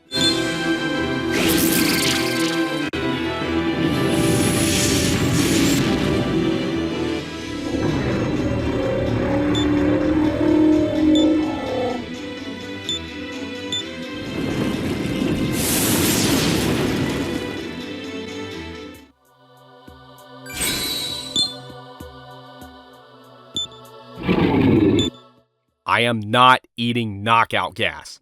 So, the giant eggs with the new humans start coming down, and we leave Akira to take care of it. And that concludes our business in Blasted Tokyo. But there is another similar quest in Infernal Tokyo. Though, before accepting it, I definitely want to fuse Ancient of Days and learn his skills Spirit Focus and Stigmatic Gleam. Especially Stigmatic Gleam, because that's even stronger than Great Logos, and we're going to need it for the next battle. I also fuse a new demon, my great and powerful Mara, and then accept the quest. So, Akira is having a bit of trouble setting up his new egalitarian regime, but Sanat is here to stop him. So, going in, I'm not expecting to get very far on the first attempt, and as soon as our turn is over, he goes for Gaia Rage, which makes both Mara and Michael get lost, because it can do that, and then he kills Flynn with Myriad Arrows, which he's weak to because I thought it would be a good idea to go in with the armor that reflects physical but is weak to gun, and then he blasts away Shiva with another Gaia Rage. That actually went a lot worse than I was expecting, and it seems to be a similar deal to Ancient of Days where he'll spam his almighty attack if everyone is immune to physical, but his almighty attack is much worse. So, I tried taking that armor off, but when I do that, he zeroes in on Flynn and beats him to death with his normal attack. And once he's dead, he has no one left to bully, so he uses Gaia Rage and yeah. So there doesn't really seem to be any way through this at all, except by using a strategy that is kinda cheap, but we don't have any other option. When I fused Michael, I didn't fuse him just because he's one of the strongest strength-based demons in the game. I also did it because he learns the skill Archangel's Law, which makes one ally smirk. And as I said before, smirking in 4 is broken. When you're smirking, you're pretty much untouchable, so what I do is I grind Michael up to level 99 so that he learns Archangel's Law, then I whisper that to Flynn and attempt Sanat again. So, Flynn has armor that's not resistant to physical attacks, making him a prime target for Sanat's attacks, but Sanat's attacks miss when he's smirking, so he's fine as long as I make sure that he's smirking at the end of every turn. And during our turns, I have Flynn use Spirit Focus, then Concentrate because they actually stack, and then, when smirking, he uses the Stigmatic Gleam, and it does 6,900 damage. Nice. And yeah, all we gotta do is just keep doing that. Even when Flynn attacks when not smirking, he's doing a lot. And, oh crap, he has dialogue in battle. Let me just let me just look up what to say real quick. I really cannot afford to screw this up because, well, regardless of your party, once Sanat gets really low, he starts going for Gaia Rage more often, and what do you know? The first one that he uses blasts away everyone except for Flynn. But Flynn's all charged up and ready, we hit him with that fully powered up Gleam, and that is the end of Sanat.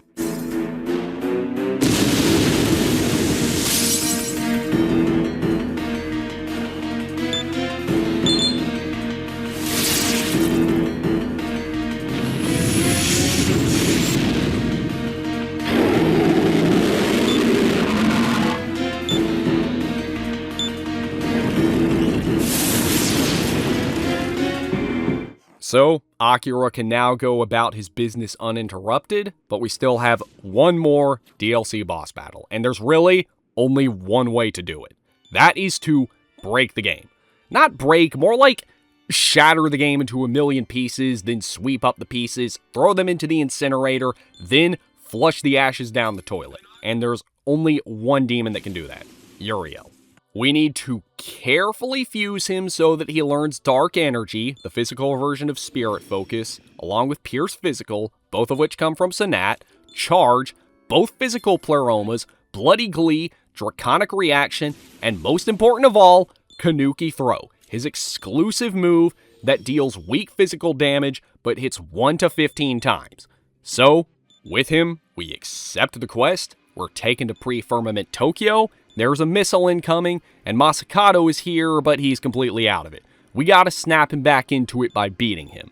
So, this is Masakado in his full form. He drains every element and has a 90% resistance to Almighty. Just look at how much magic my Flynn has. He has almost 500. That is much more than any demon could possibly have. And just look at this. A Stigmatic Gleam from him doesn't even do 100. So, yeah, I start setting up, and he goes for Heaven's Bow and kills most of the party.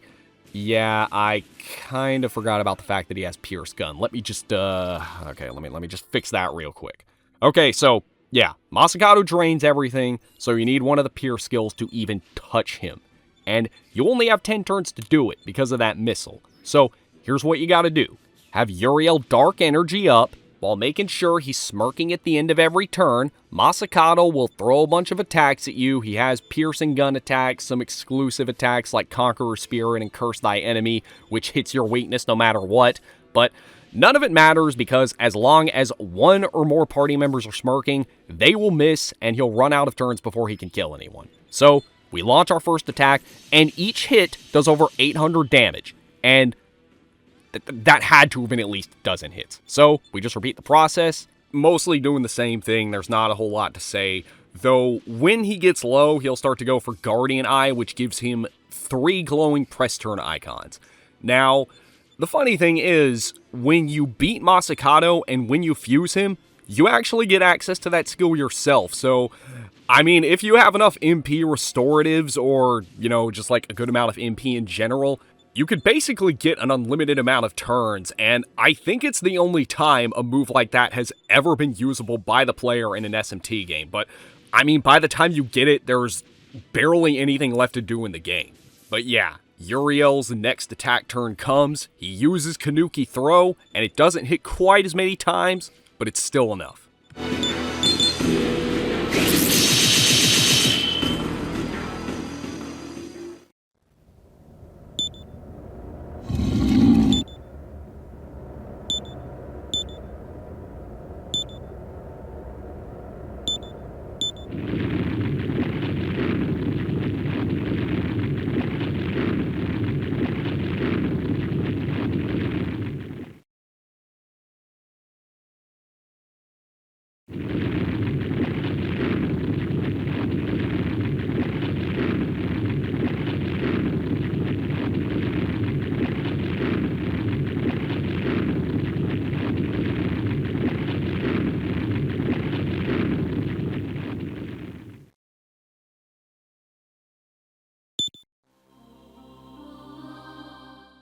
So, Masakado awakens, covers Tokyo just in time to protect it from the missile, and yeah, this actually happened in the past. So, we're sent back, we take the Great Spirits to the new Masakado, and he reawakens and removes the same firmament that we helped him put up.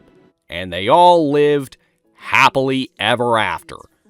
Probably. I mean, the Ring of Guy is still up there, and the Ashur guy is still going, and there's still demons everywhere. I imagine there might be some issues for the people of Mikado adjusting to their new lives, but, yeah, there you have it, everyone. It is more than possible to beat Shin Megami Tensei IV on Master difficulty without utilizing buffs. This was definitely a challenging, but fun video to make, and like I said, I know it's been a long time since I did a Megaten video, so I hope y'all enjoyed this one. I have a few new ones coming up, and, I kind of just want to go back to focusing on Megaten for a while. Like, I haven't done a video on Vengeance yet, so maybe I'll do a video on that. I'm definitely going to do a video on Apocalypse soon, and I'm kind of debating if I want to do that next, or if I want to do Soul Hackers next, but, oh yeah, I also need to do the Persona 2 Eternal Punishment video. That is, oh man, that's been on the back burner for way too long, but I don't know, my footage with that's kind of, like, weird, so I'm probably just gonna have to restart it, but, yeah. As always, thank you all for watching. Be sure to rate, comment, and subscribe. Be sure to check out my other links in the description. And until the next video, I will see you all later.